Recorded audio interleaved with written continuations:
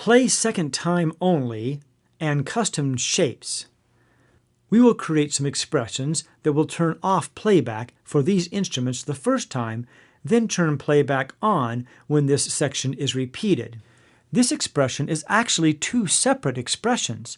One will turn the playback off, then the other will turn the playback on for the repeat. Access the expression tool. Drag select these 4 staves on this measure. Again, these are custom expressions we will create. Click on the Techniques text category. Select an existing expression such as pits. Click on Duplicate, then Edit. Again, Windows users, try the shortcuts P for duplicate and E for edit. Type the new text Play. Select the Playback tab. If using the Carruth sounds, select Controller as the type. Select Controller 1, Modulation. This may seem strange to MIDI users, but the Carruth sounds use modulation control for a combination of volume and timbre. Set the value to 100. If using the Smart Music Soft Synth sounds, I found it best not to use the volume controller, but rather the velocity control. Select Velocity as the type. In MIDI, velocity is a measurement of how fast you hit a key. To a musician, this translates to how hard you hit the key. Again, set the relative velocity, as human playback and expressions will alter this slightly, to a value of 100. Now select the Play on Pass Only option and set the value to 2, or the second time. Click OK, then Assign to return to the score. Now we need to create an expression to turn playback off the first time this passage plays. Again, drag select these 4 staves in the same measure. Select the play you just created, duplicate it, then edit. Again, Windows users, the shortcut keys are P and E. Change the text to second time only. This is optional, but I like the ND of second to be superscript. If you would like, select the ND by itself. From the text menu, select superscript. For this font, I found the best value is 0.07 inches. Click OK.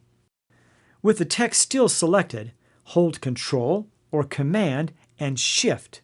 Then use the less than key, the comma key, to reduce the size of the font. Of course, you can always select a font size from the text menu as well. For MIDI and Smart Music Soft Synth users, change the velocity value to 0 and the pass value to 1. This will set the velocity of this passage to 0, which means in MIDI you didn't hit the key at all. This setting will only be active for the first time the passage plays. If using the Carruth sounds and you selected the modulation controller, set the value to 0 and the pass value to 1. Click OK and Assign to return to the score. Now drag or use the arrow keys to adjust the position of all 4 expressions together. If you'd like, drag select all of these handles and position them together. Generally, that would be all you'd need to do. But this score starts the second time playback in the first ending. We told Finale not to play the notes in the first ending. We need an expression which will turn on playback in the first ending. Drag select these 4 staves in the first ending. Select the play expression, duplicate it, then edit. I'm not going to change the displayed text. I want it to say play. I may type in a new description text to remind me what this expression is for, since I have a duplicate play expression. This text will display here when I select an expression in the selection dialog box. Click on the Playback tab and set the pass value to 1. Click OK, then Assign to return to the score. At measure 32, I wanted to give you some experience in creating a custom shape, so I used a non-traditional crescendo. Click on the Shapes tool. At the bottom or end of the Shapes palette is a question mark icon. This is the Custom Shape icon. If you can't see this icon, your shape palette may extend beyond the limits of your screen. I would highly recommend using a higher screen resolution to be able to access all of the tools in Finale and see more visible music. You can drag and reshape this tool so you can access all of the available icons.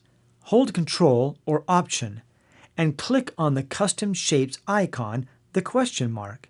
You will find many more shapes that have been predefined for your use. However, this shape has not been predefined. Click on an existing shape such as retard. Duplicate this, then edit. Yes, Windows users, your shortcut keys P and E work in this dialog box as well. Click on Edit next to the text Left Start. Replace the text Writ with the crescendo text. This text is recognized by human playback, so it will crescendo during playback if it is spelled correctly.